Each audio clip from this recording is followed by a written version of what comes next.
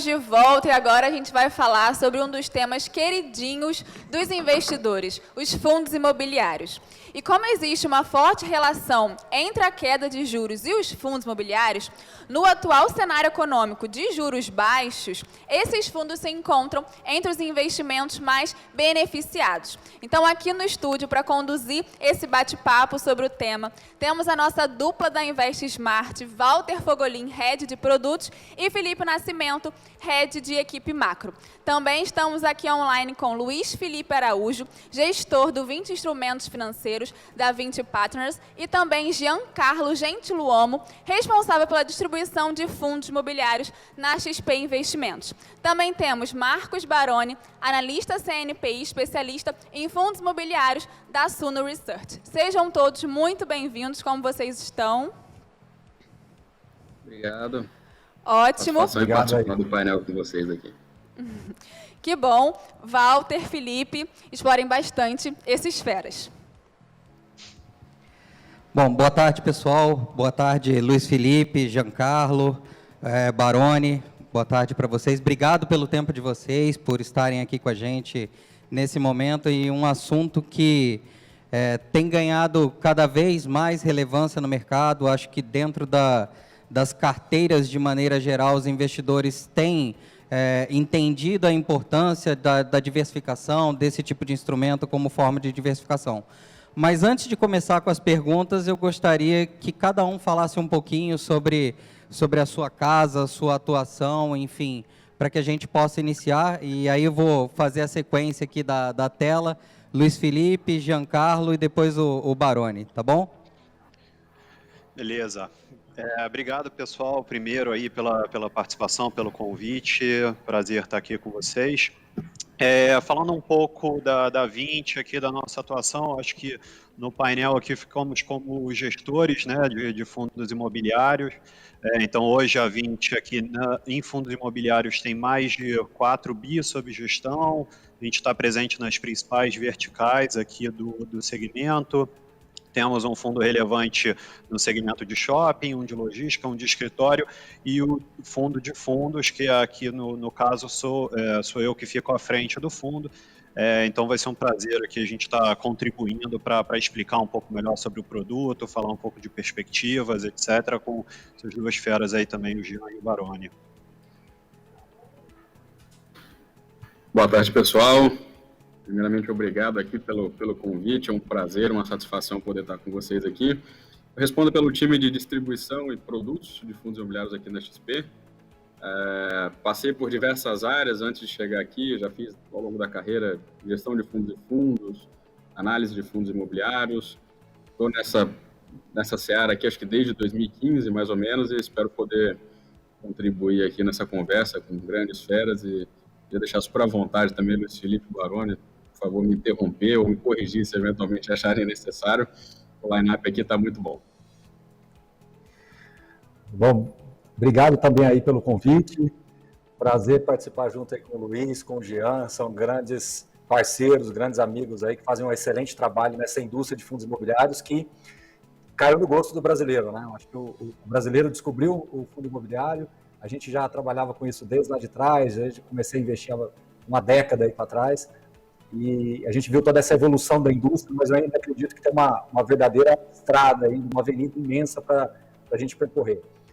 Eu sou analista responsável pela parte de fundos imobiliários da Suno Research, e hoje a gente faz uma cobertura ampla, desde mercado internacional, enfim, e essa parte de fundos imobiliários fica comigo. A gente faz um trabalho aqui diário de comunicação com os gestores, lives, postagens, além da publicação dos relatórios, radares de mercado, tudo isso. Então, a credencial que eu falo, eu tenho certeza que o Luiz e o Jean também têm essa credencial, que é respirar fundo imobiliário 24 horas por dia, né? Então, a gente lida com isso daqui.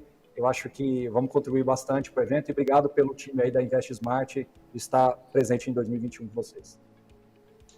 Pô, legal. Nós que agradecemos aqui.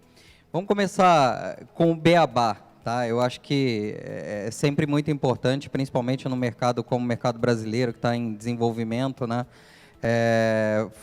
Começar pelo beabá. Jean, eu queria que você dissesse um pouco, né, sobre fundos imobiliários, né? uma questão mais teórica, né? O que é um fundo imobiliário? Enfim, eu acho que tem muita gente que ainda não conhece. Você pode explicar um pouquinho para a gente o que é esse tipo de ativo? Maravilha. Eu tendo a explicar o fundo imobiliário como um veículo ou uma casca que faz com que o investidor consiga chegar ou no imóvel direto ou em algum ativo que tenha lastro imobiliário, só que de uma maneira muito mais eficiente. Tá? O fundo imobiliário nada mais é do que um condomínio de pessoas que têm o interesse em investir nesses ativos imobiliários. Só que a diferença de fazer isso de forma direta, ou seja, comprando um apartamento, comprando uma sala comercial, comprando um galpão, quando você faz isso através de fundo imobiliário, ou seja, comprando cotas deste fundo imobiliário, você consegue fazer isso de uma maneira mais rentável, com benefícios, mais líquido, com uma série de fatores que levam esse investimento a ser muito mais eficiente dessa forma do que na tentativa de comprar direto. No fim das contas, a exposição ao risco é o mesmo. Tá? Então, ter um fundo de laje corporativa ou, eventualmente, ter a participação ou uma laje corporativa, em termos de exposição ao ativo, vai se dar da mesma forma. Só que, com fundo imobiliário, você consegue pulverizar, diversificar, fazer um investimento melhor e mais eficiente do que tentando comprar aquilo de fato. Acho que o resumo é basicamente isso, de forma assim, bem simples, eu acho que mais fácil de entender do que a gente ir muito para o técnico aqui, a não ser que vocês queiram explorar um pouco mais esse detalhe. Oi, Giancarlo, muito obrigado. Também agradecer, né, a presença de vocês, ótimo. Queria emendar, né, o que você já foi direto ao ponto, né, o Walter perguntou sobre os fundos imobiliários, o que significa. Eu queria perguntar para o Luiz, né, tem um fato interessante, eu não sei se você está no Leblon ainda, mas eu conheci o prédio novo de vocês, né, tive a oportunidade no Leblon, achei sensacional, pela ideia de sustentabilidade, pelo próprio visual, pela ideia de inovação em si. E eu reparo que não é só o prédio de vocês, né? Não é só a Vinci que tem avançado nessa linha, a gente vê diversos fundos imobiliários, né? Mas eu queria encaminhar uma pergunta mais direta, né, e mais simples. A gente tem fundo como o de vocês, né, um fundo que a gente chama de fundo tijolos, comentou a ideia também, né, o Giancarlo, sobre o fundo de papel. Eu queria que você explicasse um pouco a diferença entre esses fundos, né, para quem está em casa, saber se tem outros tipos de fundo, a indústria está em crescimento, né, e eu queria saber o que a gente tem hoje, o que o investidor em casa pode aplicar e quais são as principais diferenças, né. Também tem diferença entre os fundos tijolos, eu queria que você comentasse isso para a gente, Luiz. Tá, legal. Vamos lá. Então, acho que a gente pode separar em dois grandes blocos, né? Como você falou, assim, fundo de tijolo, fundo de papel. E no caso, até você comentou do nosso escritório aqui no Leblon, é até legal lembrar, porque esse é um escritório que ele até faz parte, esse é um prédio que faz parte do nosso fundo de escritório, né? Do Vino 11. Então, você acaba tendo acesso a realmente ativos desse tipo, diferenciados e tal. Qual que é a principal diferença, né, entre essas duas grandes caixas que eu mencionei? Então, o tijolo, você investe no equity, né, que a gente diz, então você compra de fato o tijolo e você está no risco do ativo. Para isso, você normalmente tem fundos separados por segmento, então tem o fundo que investe no tijolo do tipo corporativo, escritório, laje corporativa. Você tem o fundo que investe em galpão logístico, tem o fundo que investe em shopping, etc. No fundo do lado de papel, você está mais do lado da dívida, né? Que são esses fundos de CRI. Então, você não tem o ativo diretamente, você emprestou dinheiro para uma empresa, né? Tem uma dívida ali, só que você tem um lastro imobiliário que, na maioria das vezes, você também tem uma garantia imobiliária, um tijolo que está te garantindo aquele fluxo. Então, eventualmente, assim, eu poderia fazer um CRI para esse prédio e esse prédio estaria aqui me garantindo o fluxo de recebíveis que eu tenho contra o meu devedor, né? Então, eu tenho a minha garantia acaba que é o tijolo no final das contas, mas eu acho que essa seria uma grande divisão assim, entre os dois formatos de ativos, e além disso a gente tem a questão dos fundos de fundo, né, que entram aqui nessas duas caixas como fundo de papel também, mas que, na verdade, ele investe nos outros fundos de mercado. Então, nos fundos de tijolo, nos fundos de CRI, de papel, e consegue fazer uma carteira ainda mais diversificada. Acho que também vem a falar sobre as diferentes estratégias de gestão.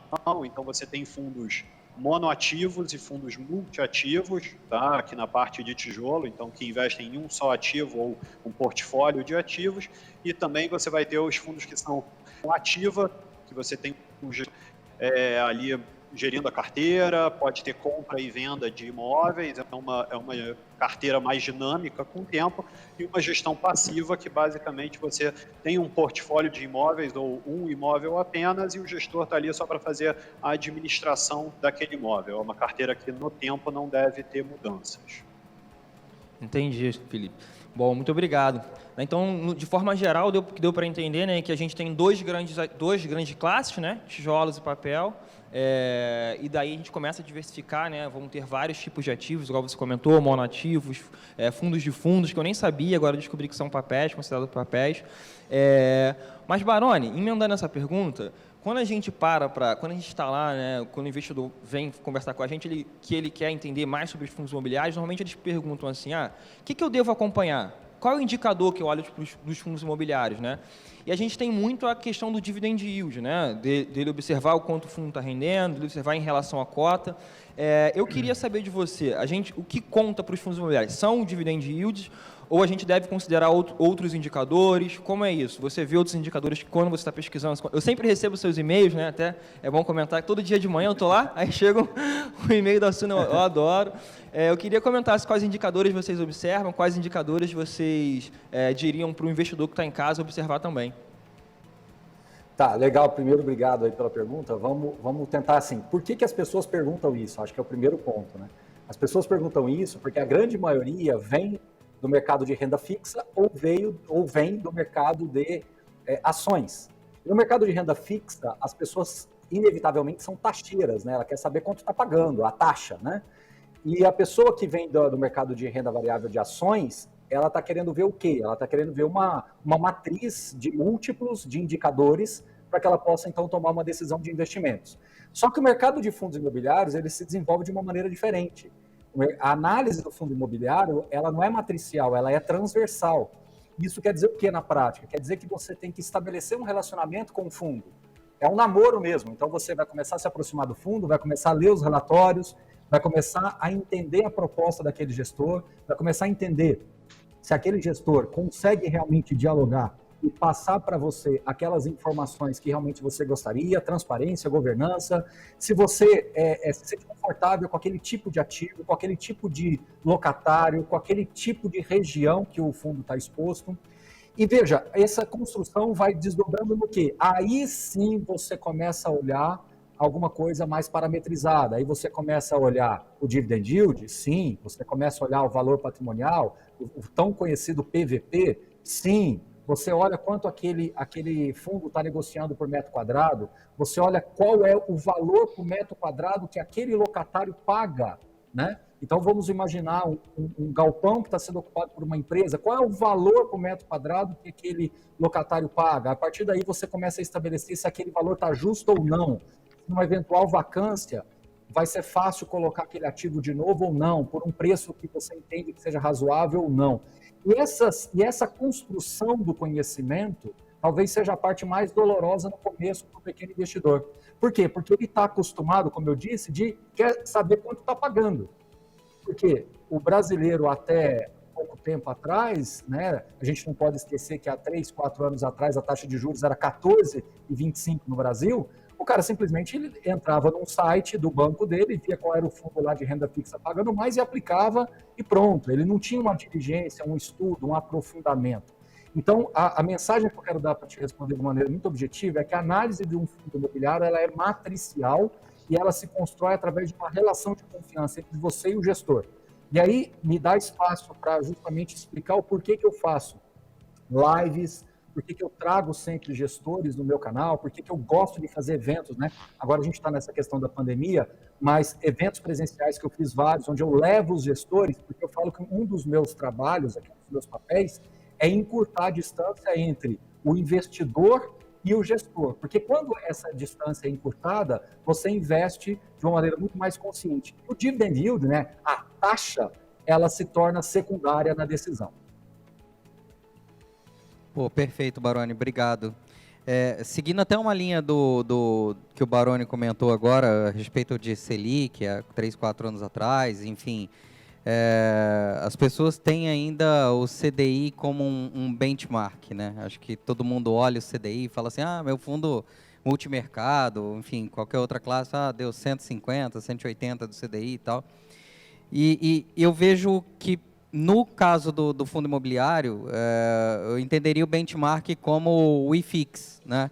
E aí eu tenho a pergunta, na verdade, e aí, Jean, se puder me ajudar, o IFIX ele tem uma similaridade com o Ibovespa, né? Ele é uma carteira teórica ali. Você pode falar um pouquinho sobre o funcionamento do IFIX, se esse é efetivamente um parâmetro que o investidor pode utilizar para acompanhamento do resultado da carteira dele, para ver se essa escolha, esse início de namoro, como o Baroni falou, né, esse acompanhamento do investimento e tal, ver se isso está dando certo. O IFIX é um bom parâmetro? Maravilha.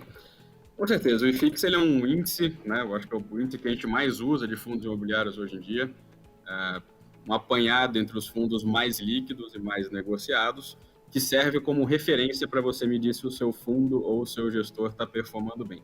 Só que a gente precisa separar, tem fundos que são de gestão ativa e fundos que são de gestão passiva. Os fundos que são de gestão ativa, eles realmente se propõem a gerar valor para o seu cotista, a gerar um alfa, ou seja, agregar um valor além do que simplesmente a performance que aquele imóvel vai ter. Os fundos de gestão passiva, já é mais difícil você conseguir fazer essa comparação, apesar de conseguir comparar se o setor para o qual aquele fundo de gestão passiva está alocado, ele está indo melhor ou pior do que a média. O IFIX seria como se fosse uma grande média, tá?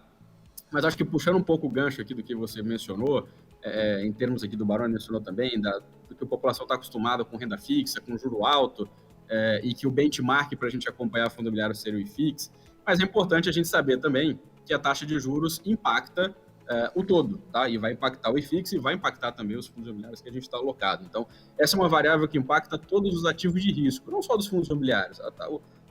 A queda da taxa de juros ela é muito correlacionada com o fundo imobiliário, mas a gente esquece que impactou também renda variável. A gente vê aí bolsa atingindo níveis bem acima do que a gente trabalhava antes de ter esse início de afrouxamento quantitativo, de afrouxamento monetário, e a gente chegar no patamar que chegou. Então, todos os ativos de risco e brasileiros vão ser, obviamente, impactados pela precificação do juro, não do juro de curto prazo, mas aquele juro de mais longo prazo, tá? Que vai ser o custo de oportunidade para você chegar num valor de fato que vale um ativo de risco, seja ele um fundo imobiliário, uma ação ou qualquer outro tipo de investimento, tá? Então, sim, o IFIX é um bom benchmark para acompanhar a variação. Obviamente, você está sempre buscando, se for um fundo de gestão ativa, tentar bater isso, principalmente se são os FOFs, tá? Que exploram todas as classes de ativo.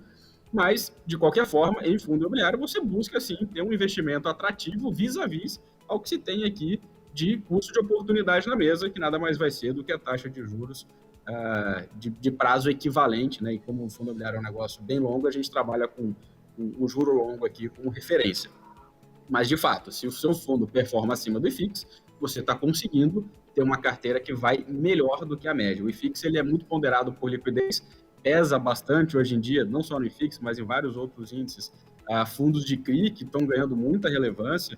Então, se a gente soma os maiores ali, a gente tem um peso muito relevante, crescendo cada vez mais. Antigamente, o Jolo tinha uma ação quase que dominante, já está tendo um equilíbrio um pouco maior, mas sim, o IFIX reflete uma média, assim como o índice da Sono reflete, assim como os índices da XP refletem também, e servem de bons benchmarks para a gente poder acompanhar a performance dos gestores que a gente decidiu fazer essa alocação. Perfeito, obrigado, Jean. Luiz, eu queria te fazer uma pergunta a respeito de volatilidade, do IFIX, enfim. As cotas dos fundos imobiliários são negociadas em bolsa, né? Então tem um reflexo aí que é o volume de compra e venda, o temor do investidor, enfim. E é uma indústria que tem crescido bastante, né? Seja através dos fundos de tijolos, de tudo que a gente já discutiu aqui, enfim. mas a volatilidade dos fundos imobiliários normalmente é menor do que a ação propriamente. Você imagina que, aumentando o volume, do jeito que tem aumentado, você imagina que essa volatilidade dos fundos imobiliários, ela se mantém mais baixa do que o Ibovespa, por exemplo, ou você acredita que com o crescimento da indústria, com o desenvolvimento da indústria, o nível de volatilidade pode ir crescendo ao longo do tempo? Tá, vamos lá.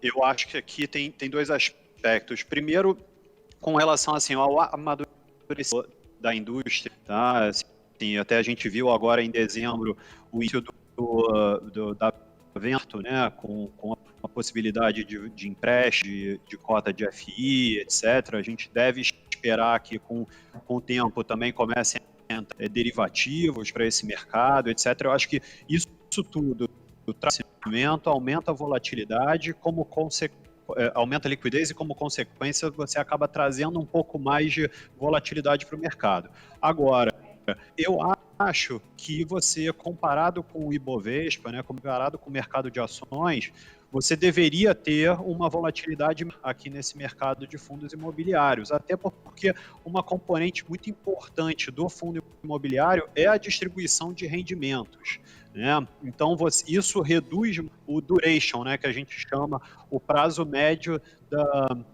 do seu valuation aqui, e isso acaba diminuindo a volatilidade. Além disso, você tem os ativos, principalmente nos fundos de tijolo, né? Isso é muito mais palpável, então o ativo está ali, você consegue mais facilmente avaliar, dizer quanto que está dentro ou fora do preço, né? Como o próprio Baroni comentou aqui de métricas como o PVP, que você compara com o valor de book, né? O valor de laudo de avaliação desses ativos. Então, você deveria ter menos volatilidade nesse sentido. Esses são os principais pontos aqui. Se eu puder complementar, desculpa interromper aqui, tem um outro fator, acho que preponderante na questão da volatilidade, que as empresas, elas são naturalmente alavancadas, né? É ineficiente você ter uma estrutura de uma empresa 100% em equity. Muitas vezes você tem, na verdade, 30% do valor de capital próprio e 70% do valor em dívida. Então, por ser alavancado, já é um negócio que naturalmente deveria ser mais volátil do que o fundo imobiliário. A 8668 de 93 estabelecia que os fundos imobiliários não poderiam se endividar, apesar de a gente ter um ou outro instrumento de securitização que possa levar alguma coisa parecida, mas é de longe muito menos alavancado do que as ações. Então, isso já coloca um parâmetro ali para a gente ter uma volatilidade menor, né? E a grande prova de fogo, né? Acho que a grande prova de fogo foi o início aí do aluguel de cotas de fundos imobiliários. A gente não viu uma volatilidade tão intensa quanto muitos agentes de mercado achavam que pudesse acontecer. Então, acho que a estrutura, né? O Luiz contou muito bem. O fato de você ter a renda recorrente mensal e a obrigatoriedade de você distribuir 95% do resultado líquido capturado dentro de um semestre faz com que o produto fique muito mais previsível. Embora não seja, vou repetir, embora não seja a renda fixa, ele tem um componente de distribuição mensal que deixa a volatilidade do produto naturalmente menor. Então, eu falo que é um escudo natural, é uma proteção natural. Boa, obrigado. E aqui, Baroni, já que você vou emendar com você, já que você está comentando, uma dúvida também que eu ouço bastante, né? Que a gente traz bastante. Ok, os fundos já têm menos volatilidade, mas quando a gente o investidor normalmente compara com as ações, né? Quando ele compara com as ações, ele sabe que, poxa, nas ações existem empresas, normalmente as mais consolidadas, né? As maiores, que em momentos de turbulência tendem a já teriam menos volatilidade, né? Eu entendi bastante em relação à volatilidade, entendi que crescendo, né, a liquidez tende a aumentar, mas pela característica, né, do próprio fundo imobiliário tende a ser menor. Mas eu queria, quando você está fazendo análise ali, né, quando você está separando um fundo do outro, observando, você chega à conclusão de que existem classes de fundos que, dentre eles, têm menos volatilidade entre os próprios fundos imobiliários e outras que têm mais, ou não existe essa regra? Fundos do mesmo setor podem ter volatilidade diferente, não existe essa tendência. Como você vê isso nas suas análises? Eu vejo que volatilidade em fundo imobiliário tem duas camadas, tá? Qual que é a primeira camada? É a camada que o Jean está colocando aí. O fundo imobiliário ele tem uma correlação com o juro futuro. Então, se nesse exato momento que a gente está fazendo aqui essa live, o juro futuro subir 30% e o cara conseguir comprar um NTNB com cupom de 7%, é óbvio que os fundos imobiliários vão ter uma volatilidade muito grande e a gente vai ter uma reprecificação dos ativos. Isso é natural porque a gente está dentro de um contexto do mercado listado de capitais. Ponto. Agora, a volatilidade implícita do fundo imobiliário, quando a gente olha fundos grandes, muito diversificados e, como o Jean colocou, com baixíssima alavancagem. E essa alavancagem é uma alavancagem assim, estrutural, né? É uma coisa que é uma antecipação de um fluxo, não é uma dívida mesmo, um passivo ali que no momento de estresse ele vai ter dificuldade de pagar. Pelo contrário, foi uma antecipação de um contrato atípico numa empresa de primeira linha. Então, é uma alavancagem muito simples, assim, do ponto de vista estrutural. Então, se eu imaginar que ao longo dessa década os fundos imobiliários vão atingir patamares 5 ou 10 vezes maior do que nós temos hoje, o que vai ser normal nós encontrarmos um fundo com dezenas de ativos, com centenas de contratos de locação, e um movimento de entrada e saída, de giro desses locatários não impactar a receita de maneira relevante, eu amasso ainda mais essa segunda camada de volatilidade e fico realmente mais à mercê da volatilidade de mercado, a volatilidade mais ampla mesmo, a estrutural mesmo, a mais ampla, e não a volatilidade da classe de ativos. Então, hoje, nós ainda temos essas duas que acabam impactando um pouco na sensibilidade do ativo, tá? Mas se você olhar hoje, por exemplo, a publicação de um relatório gerencial de um grande fundo, que noticia ali uma troca de locatários, no dia seguinte a cota já não sente mais. No passado recente, qualquer anúncio, qualquer fato relevante, ele impactava de maneira muito sensível as cotações. Por quê? Porque você tinha fundos e uma movimentação de locatário impactaria 30%, 40% a receita, em alguns casos 100% das receitas. Então, isso foi um momento da nossa indústria de fundos imobiliários que, na minha visão, está ficando para trás. A gente ainda tem alguns resquícios disso, obviamente, mas eu acredito que, ao longo dessa década, isso vai ficar para trás e a gente vai realmente colocar ali numa ponta de análise aqueles fundos que, de fato, tiverem uma estrutura que nos permita ter muito mais previsibilidade e, aí sim, essa camada de volatilidade ser colocada muito próxima de zero. Perfeito. Só complementando também aqui, puxando o gancho do Baroni, e também acho que tentando endereçar um pouco da questão dos setores, historicamente, também o Luiz Felipe pode me ajudar aqui, se for o caso também, a gente viu alguns setores tendo menos volatilidade, porque às vezes eram mais maduros em termos de fundo. E isso mudando ao longo do tempo. Então, você perguntou, tem mais ou menos volátil o setor? Depende da forma da distribuição de rendimentos. Historicamente, shopping, por exemplo, sempre foi uma classe pouquíssimo volátil. Por quê? Pulverizado pra caramba, com um monte de contrato de aluguel, que na verdade você tem ali centenas e centenas de inquilinos, a distribuição de rendimento era super previsível, etc. Volatilidade, fundo grande, líquido, etc. Volatilidade pequenininha. Aí veio a pandemia, o shopping foi o mais afetado, disparou a volatilidade dele ali na janela. Então, assim, difícil a gente ponderar, tem um setor aqui que eu vou definir como menos volátil. Acho que do amadurecimento e da previsibilidade que a gente vai ter ali dos impactos de vacância e distribuição de rendimentos. Até bom, complementando então também, aqui eu acho que a volatilidade ela acaba que está muito associada à questão da previsibilidade do fluxo de caixa, né? Então, como é um segmento, uma característica dos fundos imobiliários que você tenha uma previsibilidade grande, né, no escritório, na logística, no shopping, que são os principais segmentos, como característica dos FIs, a volatilidade deveria ser baixa. Agora, até puxando o ponto do Baroni na outra pergunta sobre dividend yield, é muito importante que o investidor conheça onde ele está investindo, né? Conheça o fundo e onde ele está investindo, né? Isso que no final vai trazer a volatilidade. Então, obviamente, se você tem um fundo que investe em um ativo, que tem um locatário, ele pode ter uma volatilidade muito maior do que quando você tem uma pulverização muito maior de contratos.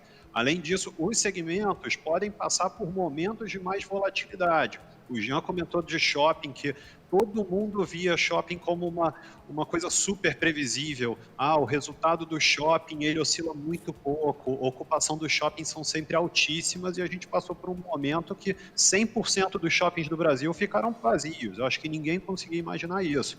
Logística foi outro que, há 2, 3 anos atrás, também a gente teve uma greve dos caminhoneiros, que também trouxe volatilidade para o segmento de logística quando ninguém esperava. Então, eu acho que tem essa questão dos ativos que compõem o fundo, segmento em momentos específicos e a característica da indústria como um todo. Acho que o Baroni quer comentar alguma coisa. Eu quero fazer uma partezinha muito rápida. O Luiz tocou num ponto muito importante. Se nós voltarmos lá no início da história de fundos imobiliários, há 27, 28 anos atrás, a gente vai lembrar que os fundos imobiliários, naquele momento, os fundos nasciam com o nome do ativo, né? O Pátio Higienópolis, o Hospital da Criança, o Almirante Barroso.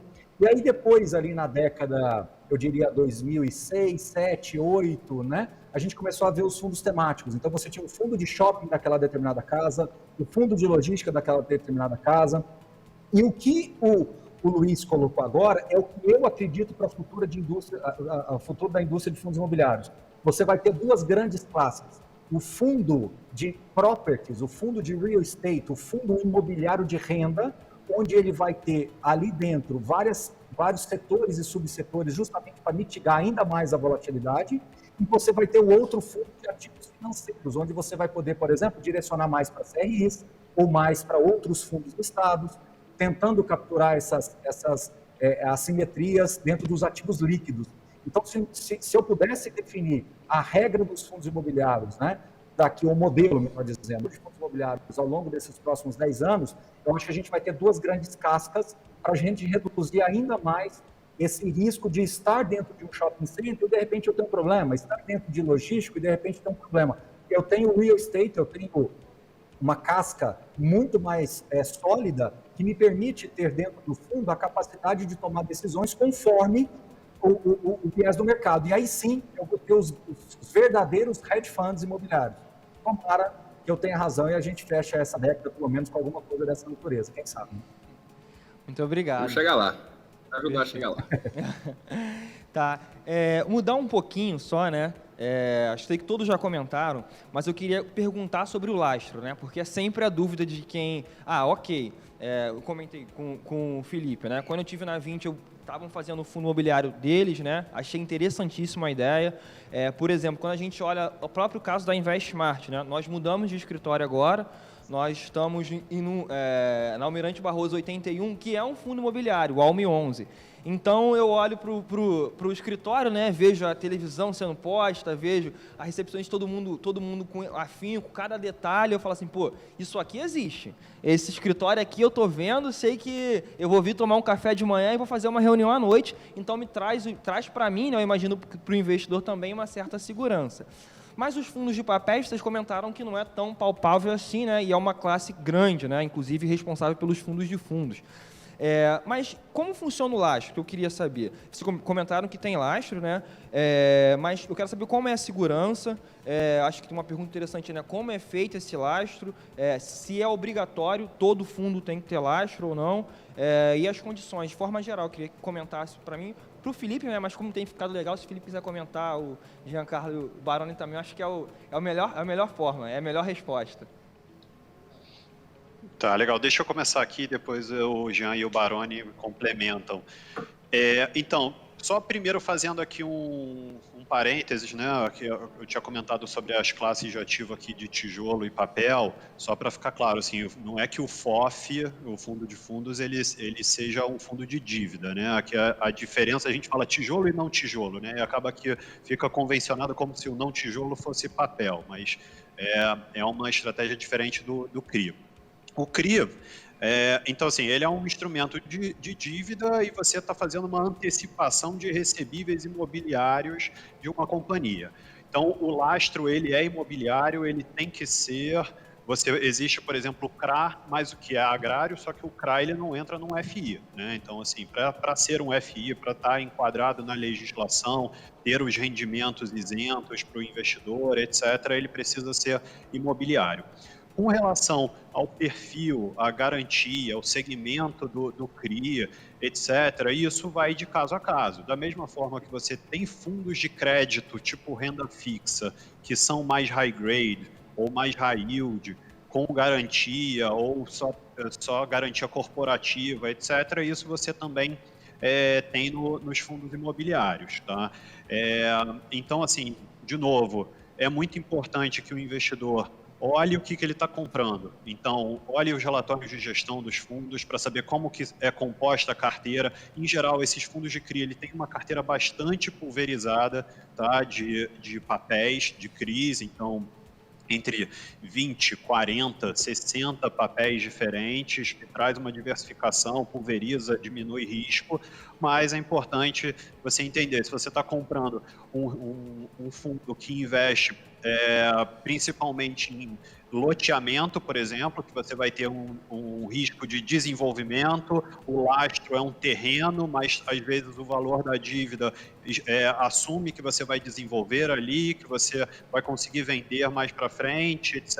E às vezes o terreno não é suficiente para pagar o total da dívida, então esse é um tipo de risco. E você tem às vezes outro risco, que seria mais um high grade, que você, além de ter uma empresa do outro lado que tem um ótimo balanço, você ainda tem uma garantia imobiliária, que é um ativo que fica alienado, ou seja, ele está dado em garantia para você. Se você tiver qualquer soluço ali com o devedor, você pode puxar esse imóvel para pagar a sua dívida, e às vezes com um índice de cobertura, né, que a gente chama assim, quanto que a garantia cobre o saldo devedor, às vezes de 2 vezes. Então, assim, você tem realmente coisas bastante confortáveis nesse sentido. Então, de novo, tem que olhar o que existe, porque tem fundos que são mais focados em dívidas a CDI, tem outros que são mais a inflação, tem balanceamento entre A e GPM, etc. E isso acaba influenciando no dividend yield, na precificação do fundo. Boa. Entendi. Perfeito. Agora eu vou mudar de novo um pouquinho, né? Vou na outra ponta, vou perguntar para o Baroni, mas a mesma coisa, se sentir confortável, fiquem à vontade para responder. Uma coisa que chama atenção, quando a gente está falando com a nossa mesa, né, que nós temos algumas mesas na InvestSmart para trabalhar não só fundos imobiliários, como ações, etc. Uma pessoa da mesa foi para um congresso e ela voltou falando sobre fundos imobiliários, ela teve uma percepção muito interessante, né? No Brasil, a indústria está amadurecendo ainda. Tá? Se comparar com outros casos, ainda talvez esteja até engatinhando, né? Quando a gente olha para, por exemplo, caso clássico, né? Nos Estados Unidos, a gente já tem fundos imobiliários de torres de telefone, de fundos imobiliários de diversos outros tipos. Quando a gente para olhar esse amadurecimento no Brasil, né? Que vocês esperam? Qual é o caminho que vocês acham de setor novo que a gente ainda não tem, mas que está ali, por exemplo, o Jean Carlos já está vendo andar na XP, ou você já está fazendo pesquisa sobre. Quais são os setores que parecem a vocês que são os próximos da vez, a bola da vez? Vocês veem isso ou está muito pulverizado, ainda não tem essa clareza? Como é que vocês enxergam esse crescimento da indústria? É para mim ou para o Jean? Posso falar para você? Quem se sentir mais confortável. Vai, Jean, você é mais velho. Não, que isso, vai você, por favor. Eu vou falar um setor, você fala outro, então. Assim, eu acho que, primeiro, a gente tem muita coisa para explorar ainda, né?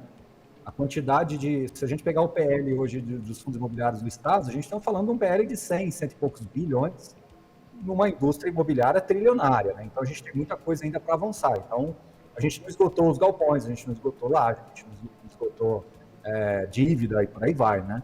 Então tem muita coisa para avançar.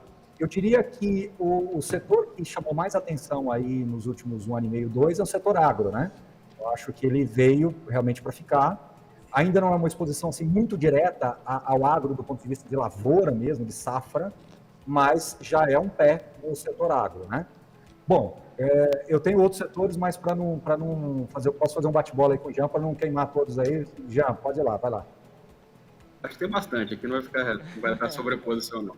Um negócio interessante é que lá fora tem tem muito fundo que envolve infraestrutura, que é considerado REIT, né? Ele entra como imobiliário. E aqui a gente, na verdade, está desbravando a classe dos FIPs de infraestrutura. Eles devem ganhar bastante tração, tanto os FIPs do equity quanto os FDICs de infraestrutura que você estaria na dívida. Outro setor que tem me chamado a atenção, na verdade, não um setor, mas o tipo de mandato do fundo que a gente começa a ver engatinhando na nossa indústria, são os fundos de desenvolvimento. Até então, a gente explorou muito a classe de renda, mas existem os fundos imobiliários, de acordo com a classificação do ANBIMA, de desenvolvimento, tanto para venda quanto para renda. E essa classe começou a engatinhar, ganhando mais tração na medida em que a gente vê setores com cap rates, né, que é o quanto você consegue de taxa para aquele investimento, mais comprimidos, mais propenso seria o investimento no desenvolvimento para você conseguir um retorno melhor. Então, para frente, a gente acha que isso vai andar. Agora, tudo de outros setores que tem lá fora e que a gente pode ter em algum momento aqui, tem vários em andamento, nem tudo é replicável, mas tem diversos. A gente poderia ter torres de telefone, poderia ter self-storage, que é um negócio muito amplo lá fora, que aqui no Brasil ainda não pegou. Enfim, é uma série de classes aqui que daria para explorar. Eu acho que uma classe que o primeiro fundo imobiliário conseguiu aí mudar o seu regulamento para acessar esse tipo de ativo, possivelmente a gente vai ver alguma coisa acontecendo em 2021, é essa classe de data centers, né? Então, o estudo de uma empresa de tecnologia para implantar um data center é um estudo assim, extremamente cirúrgico. Então, eu acho que é uma classe que, se realmente ganhar atração no Brasil, a gente vai ter grandes fundos surgindo também. Então, é uma ponta extraordinariamente fantástica para se explorar, né, dessa parte de tecnologia, né? Eu queria só fazer aqui, um comentário com relação à pergunta do Luiz Felipe, lá sobre a questão do lastro, né? Até para responder, complementar um pouco da resposta, a grande vantagem que eu vejo em fundo imobiliário é justamente a presença dessa proteção do patrimônio e essa geração de fluxo de caixa recorrente, né? Então, tanto dívida quanto o equity propriamente dito, você tem essa vantagem de ter um lastro que você consegue tangibilizar.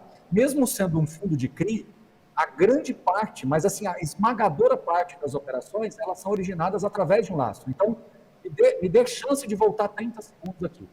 Imagina que eu tenho um shopping center e eu quero fazer uma expansão desse shopping center. O que eu posso fazer? Eu posso estruturar um CRI onde eu consigo dar em garantia todo o fluxo desses contratos de locação, ou mesmo o aval dos sócios ali daquele shopping center, e antecipar esse fluxo para que eu possa financiar a minha expansão. Então, a grande vantagem de um fundo de CRI é que não é igual você vai ali no banco e pega um empréstimo para comprar alguma coisa e pronto. Você está antecipando um fluxo e dá esse fluxo em garantia e dá essa operação também, esse ativo também garantido. Então, um contrato de aluguel, uma grande empresa, um logístico, o contrato é a primeira camada da garantia e a segunda camada é o ativo propriamente dito. Então, eu brinco muito que eu falo que se tudo der errado no fundo de CRI, ele vira um fundo de renda.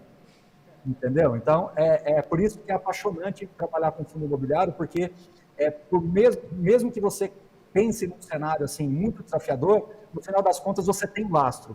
Uma empresa, como o Jean colocou, que tem 70% de dívida, se tudo der errado, termina devendo um passivo infinito.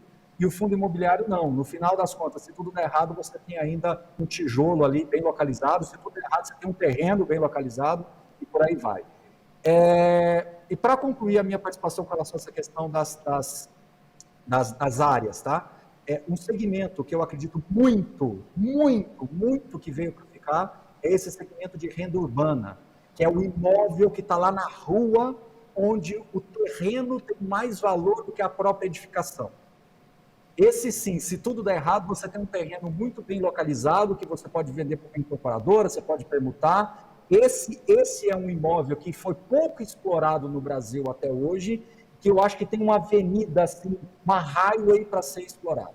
Então, é você fazer parcerias com empresas de fast food, com rede de drogarias, com lojas de perfumaria, ou seja, você ter acesso àquele imóvel urbano mesmo, aquele imóvel de menor porte, mas que tem um terreno valiosíssimo e bem localizado. Acho que esse é o grande ponto aí para a gente observar. Perfeito. Eu me sinto... Olha, Fala, depois diga. de tantos anos, eu confesso que eu não coloquei tanto peso no imóvel, no terreno do renda urbana. Cara, foi cirúrgico aqui. Vou voltar para a planilha. Eu achei bacana a hora que o Baroni começou a falar de sei lá quantos anos atrás, o fundo Pátio Higienópolis, o Torre Almirante. Eu falei, caramba, eu estou velho, eu estava começando o mercado financeiro e ouvia falar nisso, mas tudo bem. Bom, eu vou atirar em um e vou acertar no outro. Jean, fala para mim um pouquinho sobre essa classe de fundos imobiliários que tem surgido.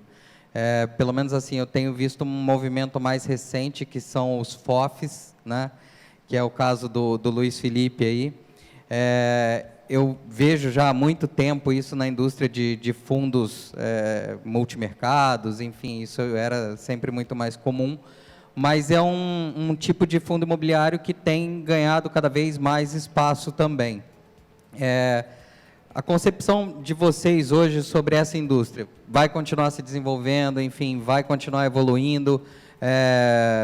Tem gente que prefere comprar um fundo, um ativo e montar a sua própria carteira, ou seguir uma recomendação, de repente, da Suno, enfim, ou é melhor ter um cara como o Luiz Felipe aí, tocando uma carteira de FOFs, enfim, de fundos, para obter resultados diferentes?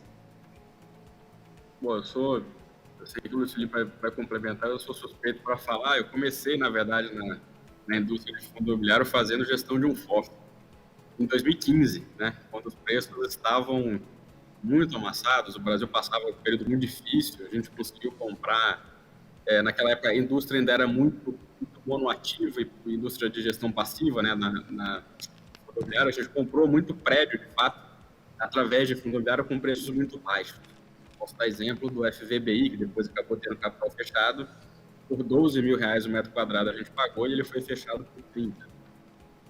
Enfim, eu acho que é uma estratégia excepcional, eu acho que agrega muito para o cotista, principalmente o cotista, o pequeno investidor que ou não vai ter como acompanhar uma ampla gama de fundos imobiliários, tomar a decisão da melhor forma possível e delega isso para o gestor, ou eventualmente por restrição de tempo. Eu acho que a estratégia de FOF, por exemplo, é a mais adequada para mim.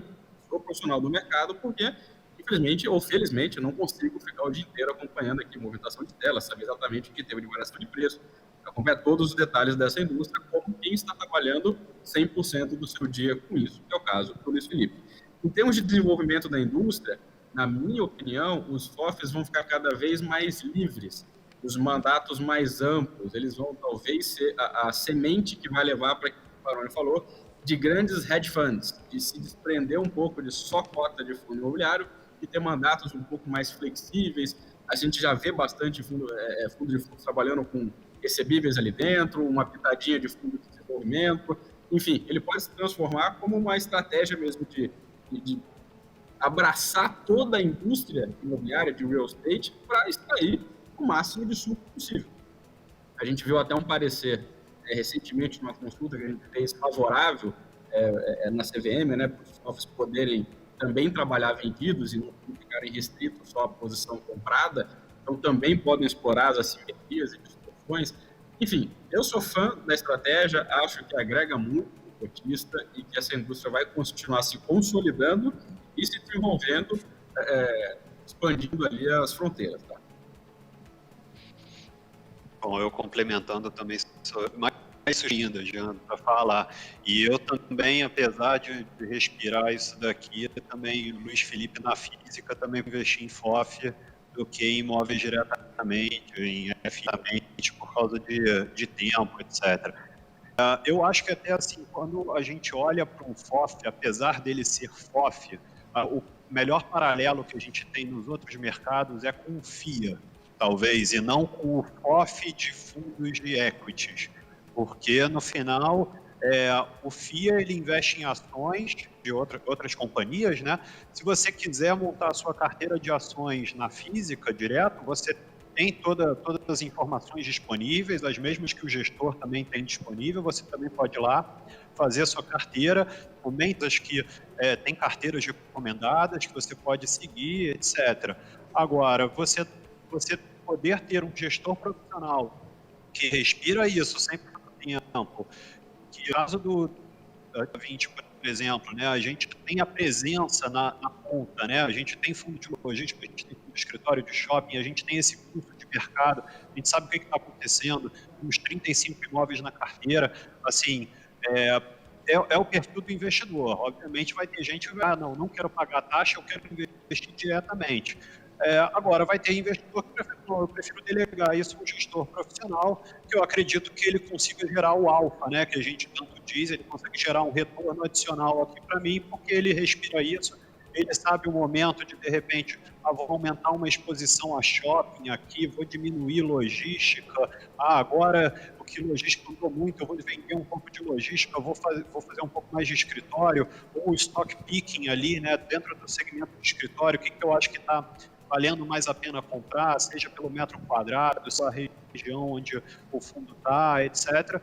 E, além disso, pensando também nessa visão mais ampla que o Jean estava comentando, e que o Baroni comentou antes também, do hedge fund, ou do multi-estratégia imobiliário aqui, quando você investe através de um FOF, você acaba tendo acesso a oportunidades que talvez na física, diretamente, você não teria. Sejam elas 476, que são ofertas destinadas ao público institucional, assim, a poucos investidores, seja eventualmente a fundos de desenvolvimento, que também são para investidores qualificados ou até profissionais, que nunca vão chegar, de repente, ao fundo, à pessoa física direta. Então, acho que tudo isso faz com que o fundo de fundos seja assim, se você tiver que escolher um segmento para botar o seu dinheiro em FI, eu diria que o menos risco, mais seguro e diversificado seria um fundo de fundos. Perfeito. Acho que como o Baroni falou aquela hora, acho que para o cara que tem tempo de namorar, né, de ficar lá lendo relatório, fazendo escolha de produto, acompanhando o fundo, o que está acontecendo, pode ser uma estratégia fazer a decisão ali de fundo único, enfim, ou montar uma carteira sozinho, mas os FOFs, com certeza, na minha opinião também, é um belo caminho para o investidor que está ali trabalhando no dia a dia, não tem tempo de ficar olhando, mas quer diversificar uma carteira, quer fazer ali as suas economias, mas, enfim. Tem uma interação aqui do pessoal que está acompanhando a gente no YouTube, uma pergunta do Daniel Saramago. Qual a perspectiva de vocês para o mercado de FIIs em 2021 e qual o impacto de um aumento da Selic nessa análise? Quem começa essa? Baroni, vai. Vou tentar ser breve para deixar o pessoal comentar. Eu estou torcendo muito para que a gente possa tirar esse fantasma do aumento da Selic do radar, por dois motivos. Primeiro, que eu acho que realmente a gente já está ficando num patamar insustentável, o juro real já está muito negativo, e isso vai aliviar um pouco essa pressão. E a gente está esquecendo de um detalhe muito simples, dois detalhes simples. Primeiro, o fundo imobiliário é precificado mais pelo juro futuro, que já está lá no 6,5, 7. Esse é o primeiro ponto. Então, mesmo que Selic suba ali para 3,5, 4, a gente tem ainda uma gordura aí contra a ponta longa. E outro ponto que muita gente está esquecendo é que a subida do juro força o gestor a comprar também imóveis com cap rates melhores. Então, eu tenho comigo que hoje é um esforço muito grande e você consegue comprar ali com cap de 7,5, 7,2, e se o juro volta para o patamar de 4, 4,5, 5, eu acho que o cap pode subir mais para perto de 8,5, 9. Então, na minha visão, traz mais racionalidade para o mercado se o juro subir um pouco. Claro, eu não estou aqui defendendo o juro voltar para 14, para 15, superar 2 dígitos de novo, não é isso. Mas ele voltar para um patamar em que ele pelo menos fique mais próximo da inflação, me parece que vai ser melhor para olhando a grande fotografia, né? A big picture, me parece que vai ser melhor para a indústria. Outra questão, perspectiva para 2021 para fundos imobiliários. Eu sempre falo que a grande vantagem é que eu começo o ano em fundo imobiliário tendo mais ou menos uma premissa de que a minha carteira vai render 7% ao ano, por exemplo. O que vier acima disso é bônus. A grande vantagem do investidor de fundo imobiliário é que se ele conseguir capturar aí algum movimento de crescimento, isso entra como bônus, né? O 13º do investidor de fundo imobiliário. Então, O que a gente precisa lembrar é que hoje o fundo imobiliário voltou ao patamar que era ali na pré-pandemia, ou seja, alguma coisa perto de 2.800 pontos, né, 2.850 pontos, que era ali início de março, quando a gente, antes de mergulhar ali no lockdown, né, e que me parece razoável imaginar que se as perspectivas voltarem a ficar positivas, eu estava vendo aqui o painel antes do nosso, né, da confiança que o gestor está tendo em que, se a gente entender que podemos ter uma melhora aí de PIB, uma melhora desse cenário macro, político, etc., a gente pode ter um crescimento aí muito interessante e uma demanda reprimida que pode alavancar mais o consumo, pode ter uma volta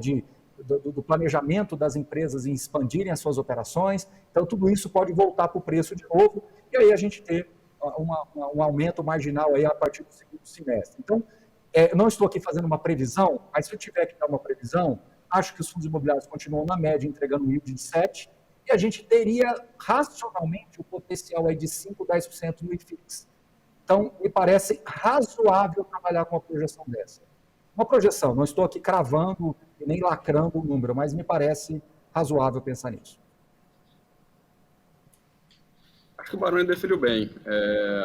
A alta da Selic, que é o juro de imediato de curto prazo, ela não vai mexer com o fundo imobiliário. A gente, na verdade, precifica pelo juro longo. Pode ser que a gente até tenha um pouco mais de suco para tirar do juro longo, tá? Do juro real.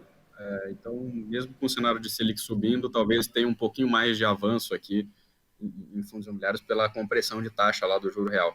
Mas é isso, a classe de fundos alternativos, onde o fundo imobiliário se encontra, a gente não precisa necessariamente de um juro de curto prazo de 2. A gente só precisa de que a taxa de juros seja comportada, decente, coisa que o Brasil não via, né? Então, não significa que a gente tem que estar em constante queda. A gente só não pode ter taxas de juros inviáveis, tanto para investimento alternativo quanto para a economia. 14% de juros quebra o Brasil, ponto. Né? Não vai ter investimento em ativo de risco nenhum. Na Bolsa, no fundo imobiliário é um negócio que é insustentável. Mas tendo juros comportados, já está precificado aí 6,5%, 7% lá na frente, tá tudo certo. A gente não vai ter grandes impactos. Se a economia voltar a melhorar, a vacância cai, o aluguel volta a ter um pouquinho de compressão de lease spread para cima, ou seja, colocar aluguel acima da inflação, enfim, tudo isso aí vai ser o bônus que o Baroni comentou para a gente ter um 2021 rendendo além desses 7% já previstos na média de distribuição de rendimento, alguma coisa de ganho de capital também dentro. Acho que o principal ponto que o Baroni comentou é assim, esse nível de gordura que a gente tem hoje, né? Você teve esse movimento de taxa de juros de 4 para 2 e os fundos imobiliários ficaram ali meio que no mesmo patamar. Então, o Baroni falou, olha, eu estou enxergando aqui 7% para o próximo ano. Mesmo que a gente esteja vendo uma Selic a 4,5%, 5%, você pensar em 150% do CDI isento para a pessoa física, parece ainda ser bastante confortável para acomodar esse movimento e até ter o espaço ainda para uma valorização. O bom de estar numa live como essa aqui entre amigos é que a gente pode discordar continuando sendo amigo, né? Eu quero só discordar de um ponto do Jean, que é uma pessoa que eu admiro bastante, ele sabe disso, que eu já falei para ele pessoalmente sobre isso. Eu vejo que se o Brasil voltar para juros de 14, 15, 20, 25, aí que o fundo imobiliário fica bom.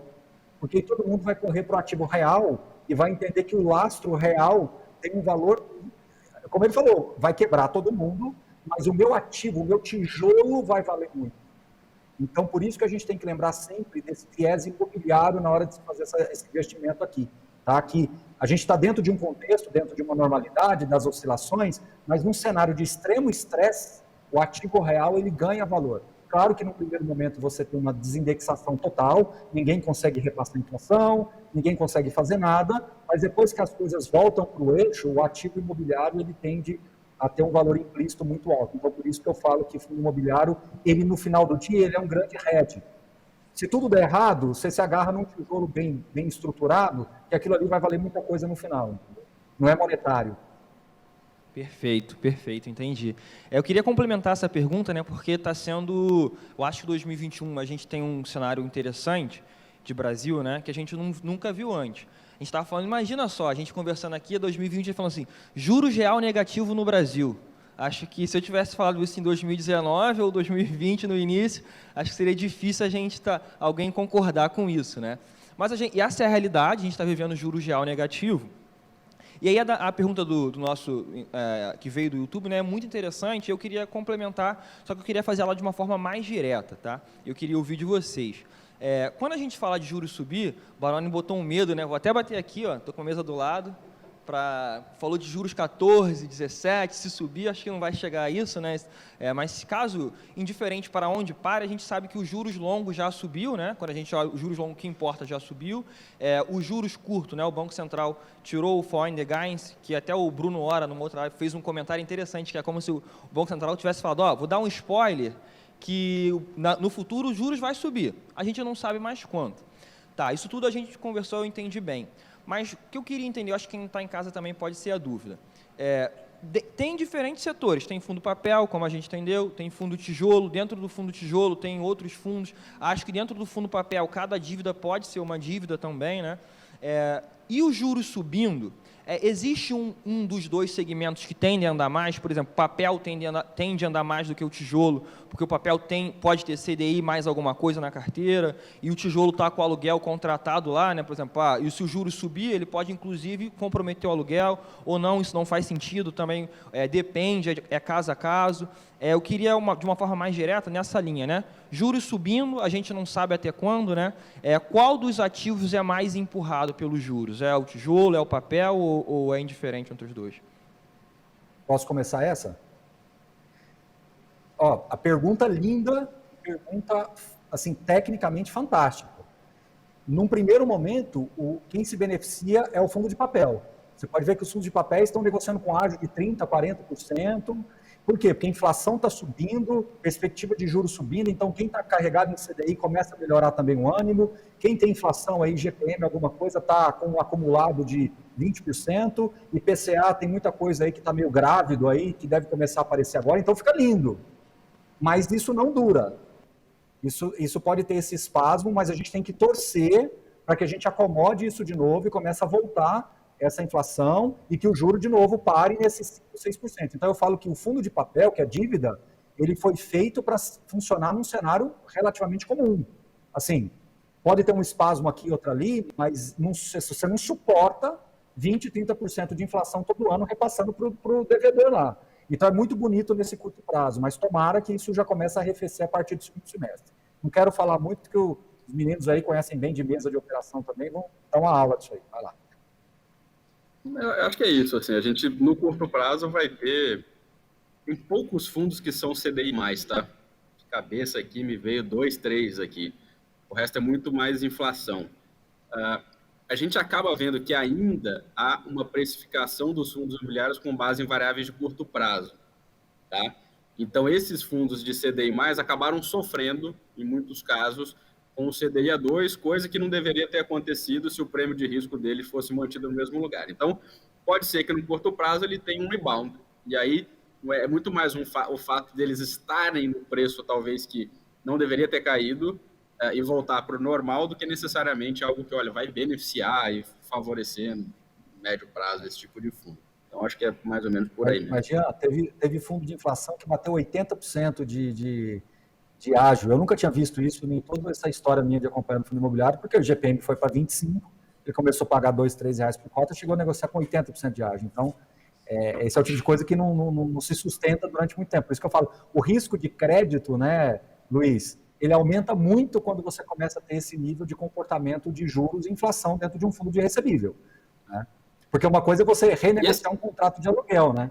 Eu falo para o cara, não, eu vou te repassar só um pouco, tudo bem, vamos ver. Agora, dívida é dívida, tem que pagar. E essa galera do Jansen que está com muito GPM... Perdão, Luiz, vai lá. Não, então, o que eu estava comentando só nessa linha do Baroni, assim, no final é o risco de crédito, né? Quando a gente vê um fundo desse que é CDI, realmente, no aumento de CDI, ele vai começar a distribuir um valor mais alto de rendimento. Só que, a partir de um certo ponto, se o devedor começar a engasgar ali, porque a despesa de juros dele ficou muito alta, você pode começar a ter problema, principalmente nesses fundos que são mais high yield, né? Que tem um risco de crédito, a princípio, pior ou menos garantias do que o outro. É assim, a gente olhando aqui na física, né, quando vai pagar o nosso aluguel aqui do nosso apartamento, se a gente teve uma correção muito alta, você vai bater ali no proprietário e falar, olha, vamos renegociar isso daqui, porque eu não vou conseguir absorver esse aluguel corrigido. Se o cara for mais duro, você vai começar a procurar o apartamento do lado para alugar. Né? Então, assim, é o que a gente vive na prática aqui também. Isso você consegue. Agora, se você estiver devendo uma parcela que é indexada, é dívida, você vai ter que pagar, ou então vai ter que renegociar a dívida e aí começar a história toda de novo. Então, de novo, eu torço, Jean, eu queria te ouvir para isso também. Eu torço para que no segundo semestre a gente acomode melhor, o juro volte para um patamar mais razoável e a inflação já começa a ficar declinante. Né? A gente não pode continuar vendo o acumulado crescer como a gente está vendo, concorda? Eu concordo, 100%. E não deve, né? Assim, o IGPM ele é muito volátil. Vamos lembrar que esses 26% está muito atrelado ao dólar, porque o IGPM tem 15% do IPA lá. E a gente vai ver, muito provavelmente, em algum momento, esse troço virar negativo, como já foi. Não sei se todo mundo lembra, mas 17 era um corre-corre danado, porque o IGPM estava ficando negativo. 17, 18 ali, ninguém queria saber de fundo de CRI, porque o dividendo estava sendo corroído pela inflação negativa. Então, assim, vai acontecer, vai acomodar. Eu acho que é bem rápido esse processo aí.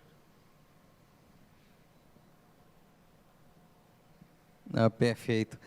O que me preocupa, acho que até um comentário que o Baroni fez, e assim, para quem busca mais informação,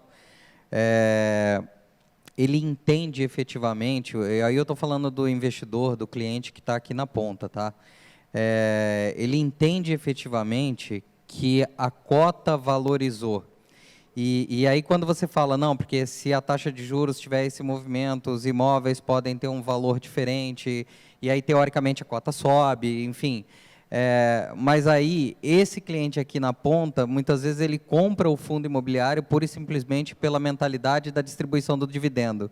E aí o cara vai apartar as duas coisas, ele vai chegar e vai falar assim, não, beleza, eu entendi, valorizou 20%, mas peraí, o CDI no mês passado foi 0,5% e meu fundo entregou 0,30%. Então, isso às vezes, e aí eu acho que essa nossa conversa aqui hoje deve trazer esse tipo de entendimento para as pessoas, para quem estiver assistindo aqui. O que eu espero é que as pessoas comecem a separar esse tipo de coisa, né? Que a gente tenha uma indústria cada vez mais madura e que a gente consiga, através da assessoria, que hoje existe uma gama de assessores aí pelo Brasil todo, consiga trazer mais conhecimento para as pessoas e as pessoas consigam entender cada rendimento como uma parte daquele principal que está evoluindo ao longo do tempo.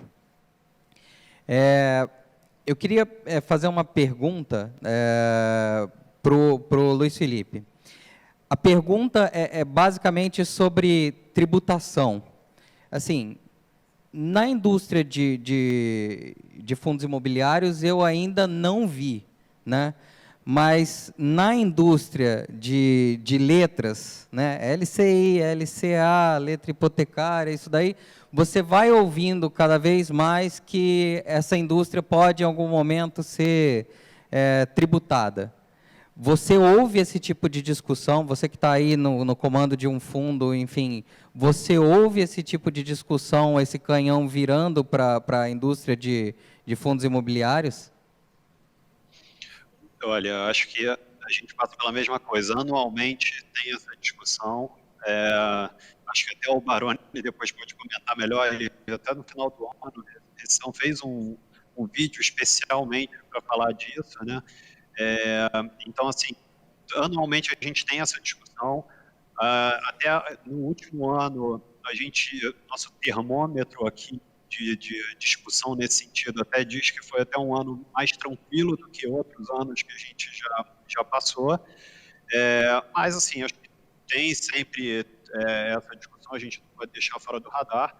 Agora, eu acho que, assim, fazendo conta, né, se você fosse parar para avaliar o que seria um desserviço para o produto, né? Eu acho que a arrecadação que o governo teria com uma taxação de dividendo nesse sentido seria muito baixa vis-à-vis o impacto que poderia ser criado, e aí não só no valor das cotas, porque isso é um impacto one-off, assim, né? Você tem um impacto e dali para frente os fundos poderiam continuar crescendo, mas os fundos teriam que ter uma negociação a outro nível de preço com os vendedores, e isso poderia dificultar as transações de sair, enfim, então poderia atrapalhar um pouco o desenvolvimento desse mercado que assim, financia muitas coisas aqui e também é um motor para o crescimento da economia no país. Agora, eu acho que é isso, Baroni. Você quer complementar com algum ponto aqui? Boa. Perfeito. Quer complementar, Baroni? Eu quero. O Jean quer falar na minha frente? Pode falar, Jean. Eu falo que tributação não é risco mais em fundo imobiliário. Tributação é fantasma. Eu promovi o risco ao fantasma, né? Porque, assim, desde quando a gente começou a investir aí há 10, 12 anos atrás, ronda esse fantasma. E como o Jean lembrou, em 2015, o Brasil estava numa situação um pouquinho complicada e ajudaram a piorar justamente com essa pauta de tributação de fundos imobiliários, né? Bom, vamos primeiro, assim, deixa eu tentar ser o mais objetivo possível. Primeira coisa, a isenção, ela é a cereja do bolo. Então, se eu tiro a cereja, eu continuo tendo um bolo saboroso, mas eu perdi a cereja. Então, essa história de que tributou vai acabar a indústria de fundos imobiliários, eu acho equivocada essa visão. Talvez a gente possa ter alguns fundos monativos aí sim sendo liquidados, porque ele vai cair tão abaixo do valor patrimonial que os próprios cotistas serão levados a fazerem uma proposta em assembleia para vender o ativo e pelo menos recuperar o valor patrimonial. Tá? Agora, fundos grandes, não. A vantagem do fundo grande é que se cai, ele consegue fazer talvez uma emissão e compra um cap maior para compensar essa queda. Então, vamos falar de fundo de papel muito rapidamente. Se hoje um fundo de papel está tendo ativos da IPCA mais 6 e vem uma tributação e a cota dele cai, ele faz uma emissão do fundo imobiliário e negocia outras compras de CRIs, a IPCA mais 8, a IPCA mais 8,5, e compensaria um pouco dessa queda de tributação. Ele buscaria talvez um pouco mais de risco, ele buscaria uma nova negociação com eventuais cedentes, enfim, ele buscaria tentar tirar essa diferença. Igualmente para um fundo de laje, igualmente para um fundo de logística, porque aí o mercado vai querer mudar essa regra para compensar a tributação. Então, de novo, a gente vai ter um estresse durante alguns meses, mas não me parece que a indústria seria colocada em xeque só por causa da tributação. Agora, quando a gente olha o fundo imobiliário, ele está no meio do caminho entre as LCIs, LCAs e o CRI, CRA e principalmente o FIAGRO, que chegou no mercado agora e que ficou dentro do mesmo arcabouço da legislação dos fundos imobiliários. Então, de alguma forma, os governantes, eles revisitaram a lei dos fundos imobiliários e passaram pela tributação, chancelaram a tributação e colocaram o FIAGRO lá dentro. Então, de alguma maneira, vamos chamar de risco. Se eu tivesse que fazer uma análise de risco, esse risco foi mitigado, porque o Congresso, vamos falar assim, ele revisitou essa lei, colocou o FIAGRO lá dentro do mesmo arcabouço e chancelou. Então, não me parece que eu ia criar uma pegadinha dessa para 2 meses depois puxar o tapete. Não pode acontecer, porque política, tudo é válido, mas não me parece sensato, não me parece correto você ter uma bancada agro tão forte como é no Brasil e, de repente, tomar uma puxada de tapete dessa envergadura. E, para concluir o raciocínio sobre a questão da tributação, eu falo que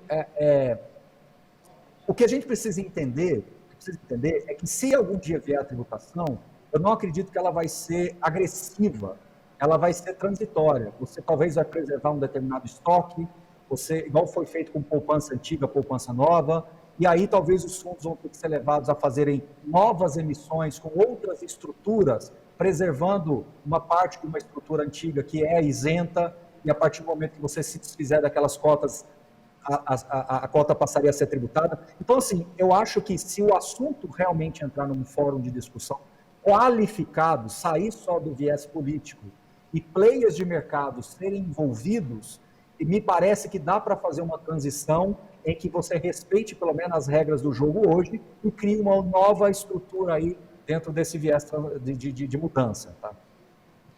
Perfeito, perfeito. Acho que traz uma certa paz, né, para quem está em casa. As pessoas sempre perguntam, poxa, a cota é isenta, mas isenta até quando? Será que não vai vir de uma vez? Mas aqui, eu queria fazer um comentário, né, porque a gente está igual partida de futebol quando o jogo é bom. Eu sou vascaíno e o Vasco, quando está jogando ali, que tá sofrendo, né, o tempo demora para passar para caramba. Quando o jogo tá bom, vai de uma vez. E aqui eu reparei que a gente já está quase no final, né? E antes, a gente tem duas perguntas, né, que também vieram do público. Eu tenho outras aqui, acho que o Walter tem outras, mas eu vou deixar, né, as perguntas do público. Mas antes, eu queria lembrar, né, agora às 17h30, a gente tem Guilherme Benchimol falando sobre pensar grande, né, sobre 2021. Então, já deixar o convite, estender o convite, é a próxima live, agora às 17h30. Mas aqui, né, sobre os fundos imobiliários, o que as pessoas de casa querem saber, né? São duas perguntas, tá? A gente já fez, mas sabe como é o público, eles querem algo mais direto. Eu queria que se vocês pudessem responder de forma mais direta para eles, melhor ainda. Então, a pergunta número 1 é, vocês poderiam dar uma perspectiva sobre os fundos de shopping e lajes corporativas para 2021 e 2022? E aí, já emendando a segunda, né, também sobre o setor, e os galpões logísticos vão investir mais nos chamados last miles nos próximos anos? Como vocês enxergam isso? Começo aqui? Felipe. Então, tá, vamos lá, vamos separar então os três segmentos e passar um pouco a nossa visão. Tá? Vamos lá, eu acho que o segmento de shopping, né, foi o mais impactado, com uma crise, assim, shoppings fechados, mas eu acho que daqui para frente a gente deve ter notícias boas. Eu acho que começa a ter já um processo de vacinação que está indo bem, assim, acho que ainda não pegou a velocidade, né, que tem que ter, mas assim, você já começa esse processo e com a reabertura dos shows a gente acredita bastante que está a ter bastante fluxo, inclusive quando os shoppings já abriram no final do ano, né, antes de até ali novembro, etc., você estava com fluxo bom, alguns shoppings ainda ter vendas cerca de 80% do nível que estavam no ano passado, mesmo com as restrições de horário de abertura, etc. Então, assim, a gente tem uma visão otimista com relação a shoppings e até do período que a gente estava falando, né, eu acho que aqui é só crescente, né, no segmento de shopping. Então, os shoppings vão voltar a abrir, vão começar a ter mais previsibilidade do horário de abertura e de funcionamento, que eu acho que isso é importantíssimo, não só para os clientes, como para os lojistas, né, principalmente. Então, acho que é uma visão positiva nesse sentido. Tá? Com relação à laje corporativa, eu acho que assim, o segmento de escritório ele também foi impactado, agora, diferente de outros segmentos, ele não voltou. Né? O preço foi impactado lá atrás, desde março, abril, voltou um pouquinho em junho, mas ficou no mesmo patamar. Eu acho que ainda tem uma preocupação do investidor com relação a home office, que a gente vê que, assim, na prática, não vai ter um impacto grande. O principal impacto que a gente pode ter aqui no segmento de escritório é econômico, de empresas distribuindo ou atrasações em função disso. Agora, como lado positivo nesse balanceamento entre oferta e demanda, a gente vinha de um momento muito positivo no início de 2020, que você tinha uma disponibilidade baixa de escritórios e pouca oferta contratada para os próximos anos. Então, quando você pega principais regiões de São Paulo, por exemplo, você pega ali Vila Olímpia, Faria Lima, própria Paulista, etc., você tem um estoque restrito de escritórios que estavam com uma vacância muito baixa, abaixo de 5% nessas principais regiões. Então, também isso que o segmento também o eventual desaforo, assim, vamos chamar.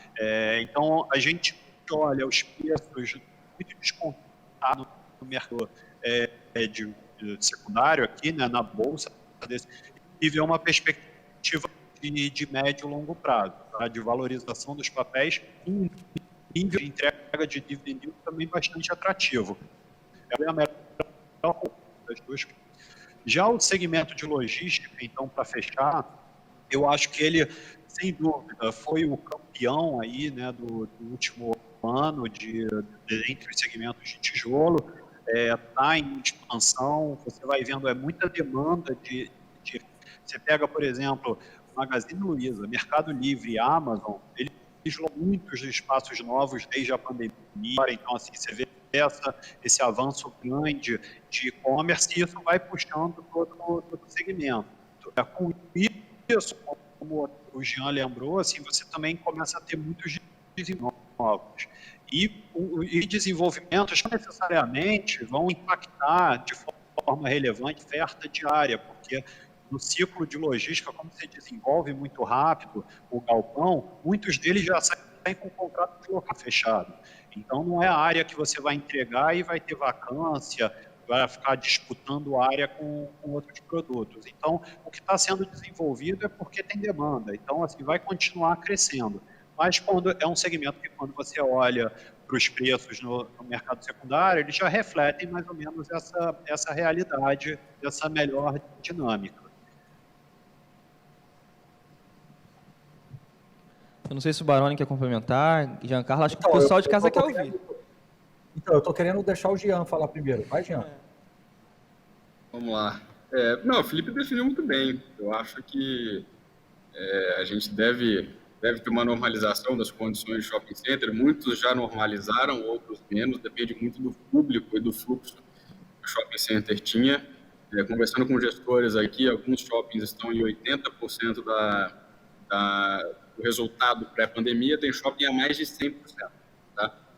Dando nome aos bois, assim, o Catarina, se não me engano, ele foi um dos primeiros a voltar na pandemia. E entre outros shoppings, tá? Eu falei na cabeça aqui. E outros shoppings também performando um pouco pior. Shopping, por exemplo, que depende muito do fluxo corporativo, que ainda não voltou a 100%, como Cidade de São Paulo, por exemplo, ele patinava mais um pouco. Mas eu acho que a condição de privilégio, de melhor ponto de distribuição da última milha do shopping center vai prevalecer, e na medida que as pessoas voltarem à atividade normal, esse fluxo vai ser retomado. Laje corporativa, acho que a gente deve ter a mudança da forma de utilização, mas não o fim da utilização, que eu acho que todo mundo achou que ia acontecer com a office, pelo contrário, a gente vai continuar tendo utilização do espaço corporativo, tinha uma demanda reprimida muito grande, que shopping bem pontuou isso aí. E, de fato, concordo que ativos logísticos, em termos de preço, já estão muito bem precificados. Eu acho que o desenvolvimento vem colocar um pouco de racionalidade nisso aí, mas o fato é que ele também está super resiliente e a gente tem uma demanda reprimida de utilização de espaços logísticos com qualidade. Tá? Então, acho que vai ficar um negócio bem equilibrado.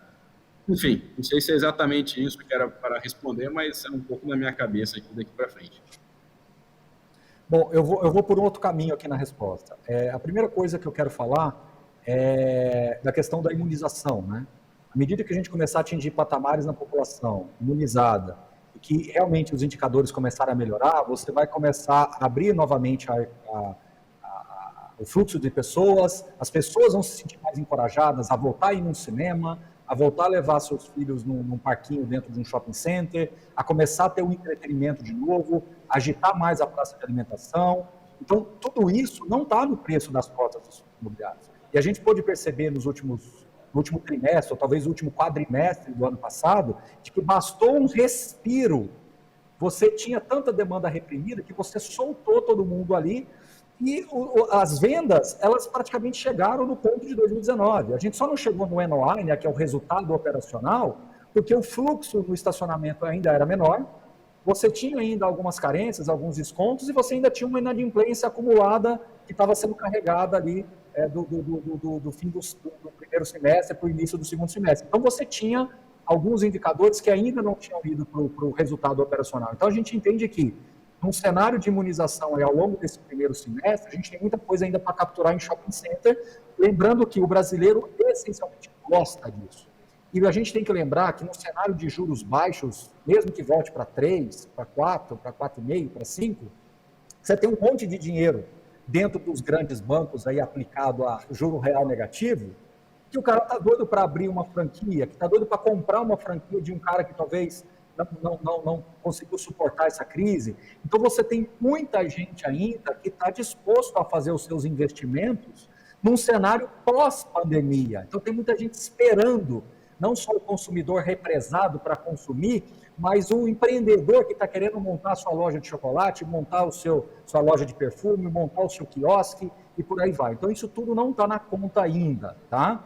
Quando a gente olha para lajes corporativas, a mesma coisa. Claro, uma multinacional reduzindo aqui, outra ali, uma empresa, né, reduzindo aqui, outra ali, mas você também tem, por outro lado, as empresas que estavam dispostas a aumentar, mas que estão freando, estão querendo esperar essa retomada para que elas possam acelerar seus planos de expansões.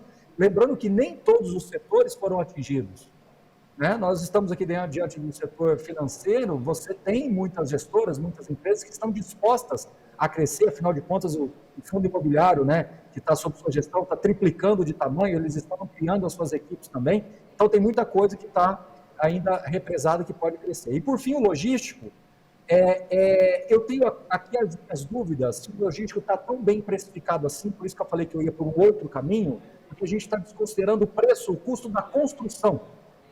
O custo da construção cresceu aí 30%, 40% em alguns casos, em alguns insumos, isso ainda não foi para o preço dos imóveis.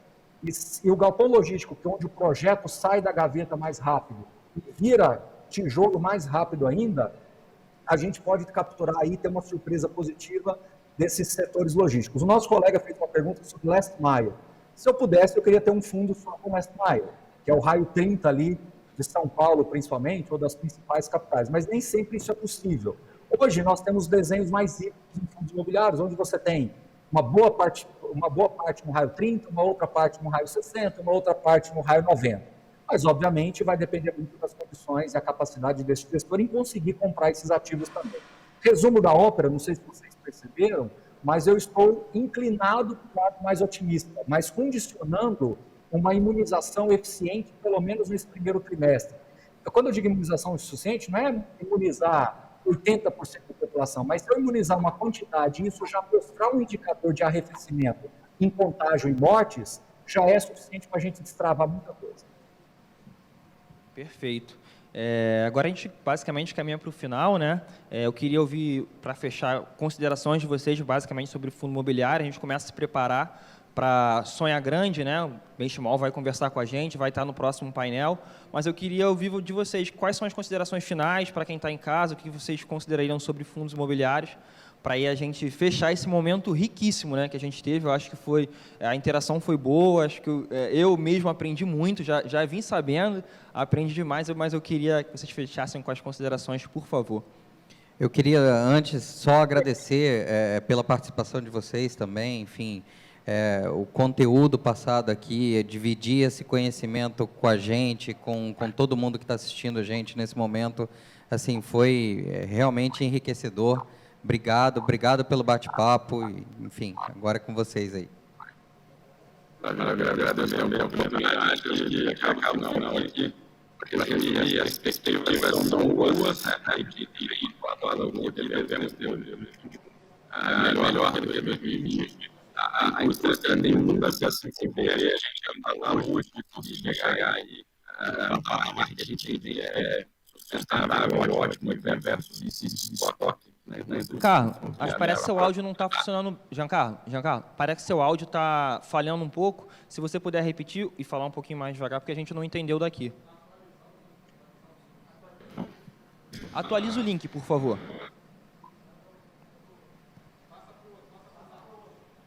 Foi. Tenta passar para o outro link.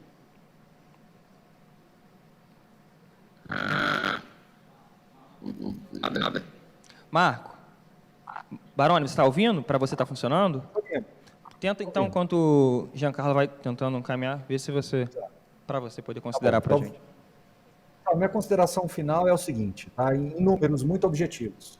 Nós temos hoje 100 bilhões de reais em fundos imobiliários, 1 milhão e 200 mil investidores. Mas nós temos também 1 trilhão em poupança e nós temos 5 trilhões em outros fundos de investimento. Então, a visão que eu tenho é que fundos imobiliários pode ser a classe de ativos que mais vai crescer e mais vai avançar dentro do estudo portfólio dos investidores brasileiros. Eu estou otimista com isso, é a minha visão pessoal quanto a isso. Eu acredito que a indústria de fundos imobiliários ela tá se desenvolvendo de um jeito muito diferente das outras indústrias. Então, nós somos mais próximos, nós conversamos mais, nós procuramos alinhar mais. Eu falo que a gente está sempre entre amigos, a gente concordando ou discordando com uma coisa aqui, outra ali, a gente procura sempre a convergência. O debate, normalmente, ele é mais aberto, mais franco, mais objetivo. O fundo imobiliário, ele tem uma tangibilidade que nenhum outro produto tem, ele tem uma previsibilidade que nenhum outro produto tem, ele tem uma precificação que nenhum outro produto tem, né? Então, eu acho que ele carrega algumas características que o deixam um ativo ímpar dentro da indústria do mercado de capitais. E o que realmente mais me motiva a fazer parte de toda essa história, e escrever esse capítulo da história, é ter a convicção de que esse pensamento que eu estou falando para vocês, ele é compartilhado por vários outros players, né? O Luiz Felipe aí representando o FOF da 20, mas tem todo um time lá por detrás, que a gente conversa sempre, que a gente dialoga sempre, o Jean, junto da XP, e tantos outros de mercado que hoje buscam fazer um excelente trabalho. Então, isso me deixa muito confortável por acreditar nessa indústria. Eu que acompanhei, estou no mercado de capitais há 20 e poucos anos, eu não vi nenhuma outra classe de ativos se desenvolver como fundo imobiliário. Ou se você pegar, por exemplo, o relatório de um FOF e de várias casas, é uma verdadeira aula de mercado. A indústria de fundos de investimento, elas têm as suas lâminas, têm as suas conferências também, mas o mercado de fundos imobiliários está nascendo com um nível de transparência, de governança, de proximidade com o cotista, que, sinceramente, eu nunca vi.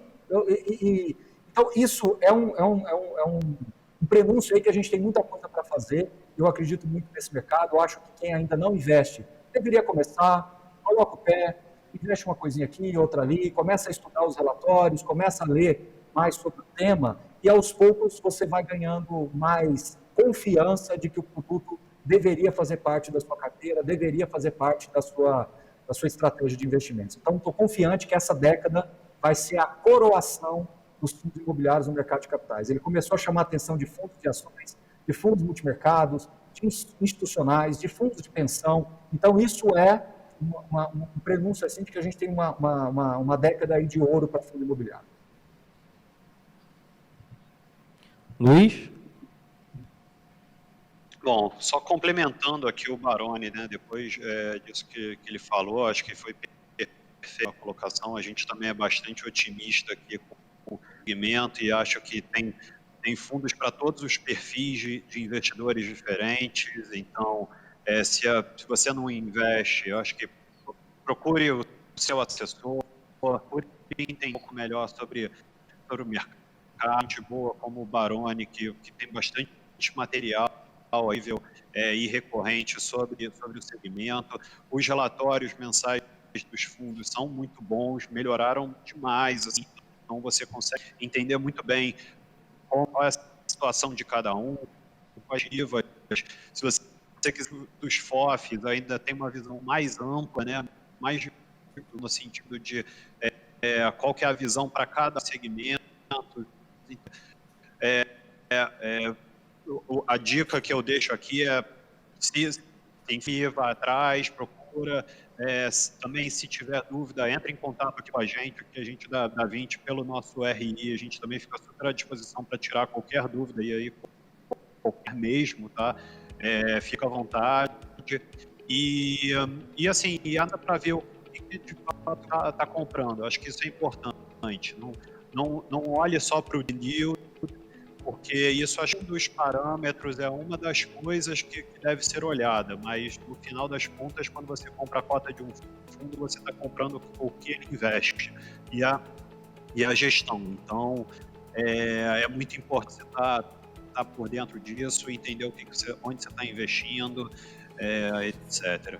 E aí, bom, só fechando aqui, eu agradecer também aí a presença, ao convite, né, para estar aqui com o Jean, com o Baroni, a gente aqui da 20 fica aí à disposição para qualquer dúvida, enfim. Agora o Giancarlo já atualizado com o link. Maravilha. Pessoal, primeiro então, faço das palavras aí do Baroni e do Felipe as minhas. Agradeço a oportunidade de estar aqui. Acho que foi um papo muito rico, muito enriquecedor. A gente, enquanto XP, se coloca super à disposição e a gente gostaria de ver aqui cada vez mais essa classe se desenvolvendo. Uma classe que está em franca expansão aqui no Brasil, que tem muito para ser construído aqui, até mesmo como a gente pontuou. As condições continuam favoráveis, as vantagens de se investir são inúmeras. A gente tem um panorama muito propício e eu acho que é super importante começar a se expor nessa classe se o investidor ainda não o fez, tá bom? Obrigado, pessoal. Foi um bate-papo muito bacana. Agradeço mesmo de coração. Então, eu também agradeço, faço minhas palavras do Walter, as palavras de vocês. Só tenho a agradecer, ressaltar que não é todo dia que a gente tem, né, um analista, um gestor, alguém capacitado para distribuir os fundos, para bater um papo assim tão contribuindo com a gente. E eu chamo agora a Bia para convocar o próximo painel. Bom, realmente foi uma aula sobre fundos imobiliários. Muito obrigada a todos vocês, foi incrível. Agora a gente vai para um rápido intervalo e na volta a gente volta com Guilherme Benchimol, CEO da XP Investimentos.